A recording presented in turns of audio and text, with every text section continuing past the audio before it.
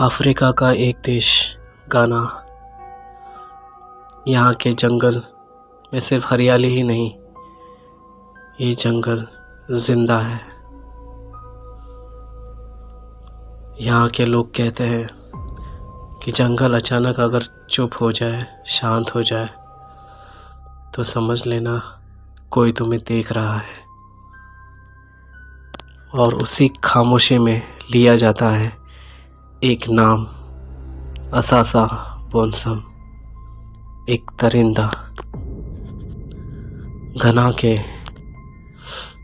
एगेम और अशांति की जो इलाके हैं, घने, पुराने और ख़तरनाक जंगलों से भरे हुए हैं। इन जंगलों में रातें घनी तो होती है, उसी के साथ साथ दिन में भी रोशनी बहुत ही कम पहुंचती है। यहाँ के रास्ते अचानक से बदल जाते हैं। जितने भी लोग वहाँ जाते हैं, उसमें से कुछ लोग तो लौटते भी नहीं। प्राचीन लोक कथाओं में कहा गया है कि ये जंगल जानवरों का घर नहीं, बल्कि असासा बोनसम का घर है। स्वागत करता हूं दोस्तों आप ही के YouTube चैनल कुछ डरावने पल में। आपके कुछ पलों को डराने की कोशिश इस चैनल के ज़रिए ज़रूर होगी। अगर आप इस चैनल पर नए हो तो प्लीज़ सब्सक्राइब कर दीजिए, ताकि आपको एक नई हॉरर स्टोरी मिलती रहे प्राचीन लोक कथाओं पर। तो शुरू करते हैं इस कहानी को। असासा बोनसम कोई कहानी नहीं, ये घना की, ये जंगलों की असली लोक कथा है। ये आधा इंसान है, आधा दानव।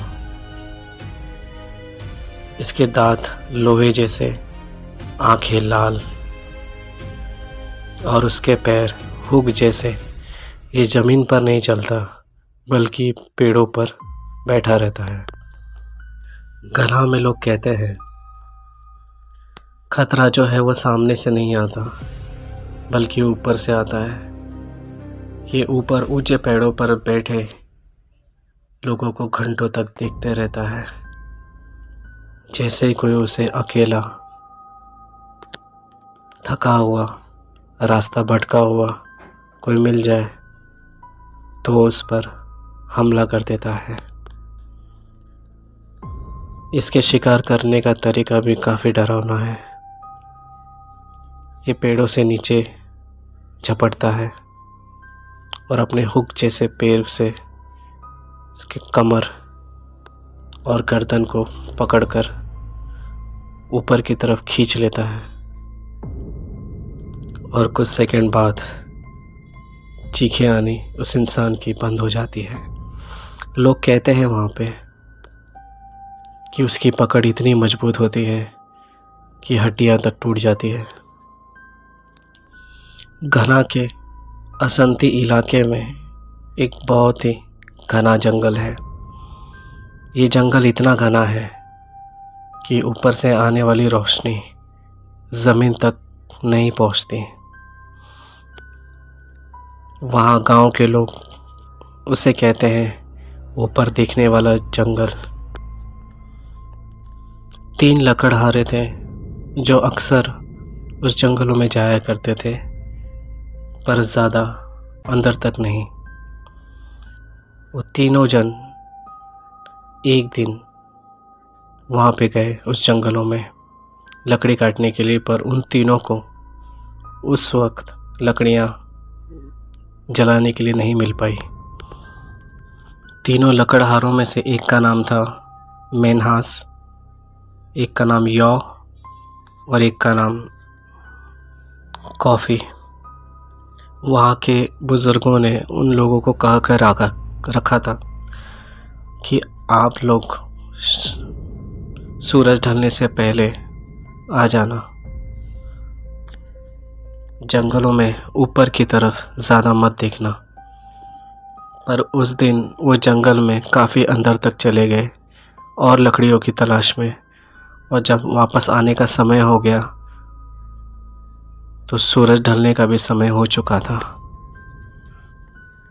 धीरे धीरे सब वहाँ पे शांत हो गया। चिड़ियों की चहकने की आवाज़ भी बंद हो गई, न कीड़ों की आवाज़, सिर्फ आ रही थी उनके कुल्हाड़ियों की आवाज़, क्योंकि जंगल पूरी तरह से शांत हो चुका था। उसमें से मैनहास ने कहा कि जंगल अचानक ये सो क्यों गया। उसी वक्त यौ ने जवाब दिया, हो सकता है कि शायद ये जंगल हमें सुन रहा है। और हल्के से दोनों ने मुस्कुराहट दी, पर मन ही मन में डर भी था। उस डर को छुपाने के लिए वो थोड़ा हंसी मजाक कर रहे थे। तभी कॉफ़ी नाम के लकड़हारे को पीछे से एक आवाज़ आई, एक बच्चे की आवाज़। मैं अपनी माँ के साथ यहाँ पे आया था, पर मैं यहाँ पे अकेला ही रह गया। मेरी माँ मुझे ढूंढ रही है, मुझे इस जंगल से बाहर लेकर जाओ। उसने कहा, भाई पीछे से आवाज़ आ रही है, कोई हमें आवाज़ दे रहा है। उन दोनों ने कहा, हमें तो कोई आवाज़ सुनाई नहीं दी।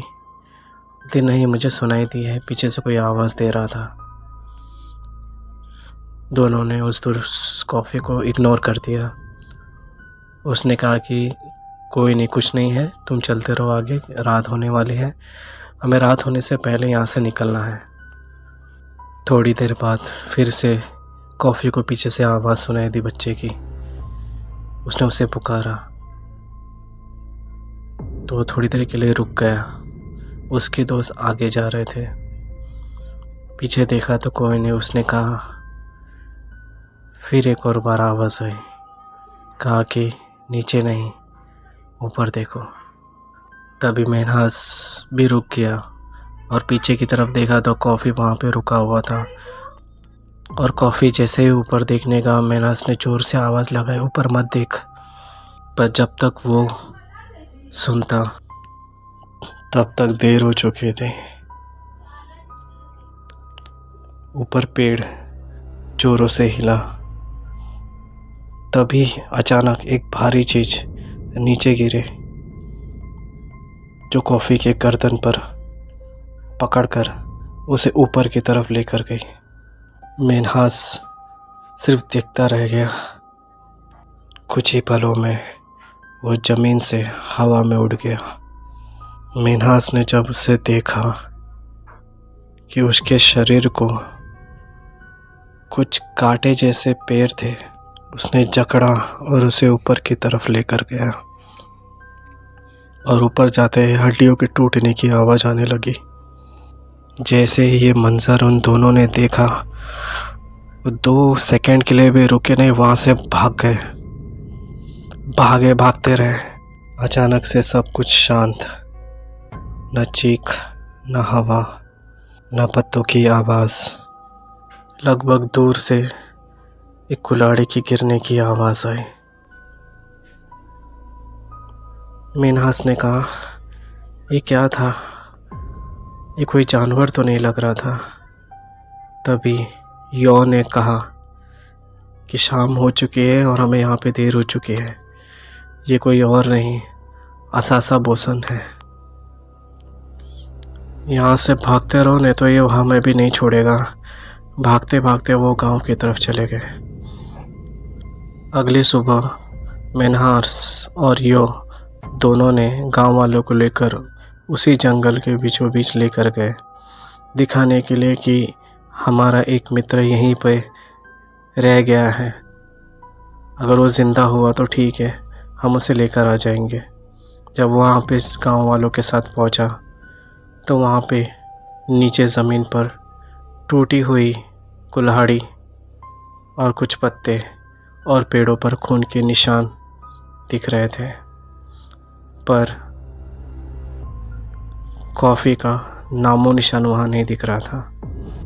उसी में से एक बुज़ुर्ग इंसान ने कहा कि जिसे ऊपर उठा लिया गया है, वो एक बार जो ऊपर उठा लेता है तो इंसान लौट कर कभी दोबारा नहीं आता। ये समझ लो कि अब कॉफ़ी दोबारा कभी नहीं आएगा। हमें इसे अब ढूंढ कर कोई मतलब नहीं है, हमें यहाँ से चले जाना चाहिए।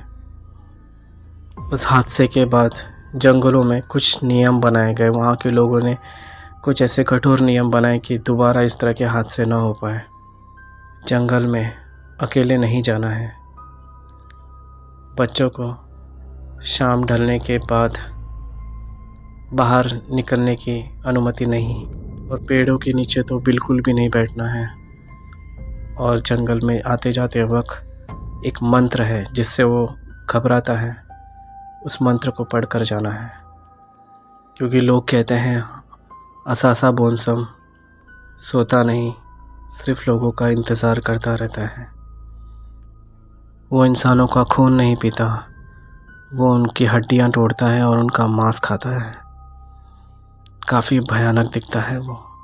जंगल में चलते वक्त अगर वो जगह ठंडी हो जाए, पक्षी चुप हो जाए और लगे कि कोई ऊपर से हमें देख रहा है, न तुम्हें दौड़ना है, न तुम्हें चीखना है, और न ही तुम्हें ऊपर देखना है। क्योंकि अगर गलती से तुमने उस समय ऊपर देख लिया तो असासा बोनसम तुम्हें देख चुका होगा, और समझ लेना कि वो दिन तुम्हारा आखिरी दिन होगा। कैसी लगी आपको स्टोरी? अगर आपको ये स्टोरी अच्छी लगी तो प्लीज़ इसे लाइक कर दीजिए, सब्सक्राइब कर दीजिए। अगर आपके पास भी ऐसी कोई horror story, real horror story है तो मुझे ईमेल कर सकते हैं। मैं मेल के लिंक डिस्क्रिप्शन में डाल दूँगा, और अपना व्हाट्सएप नंबर भी। तो आपके पास अगर है तो हमें शॉर्ट में लिख के भेजिए। अपना ख्याल रखें। Thanks for watching.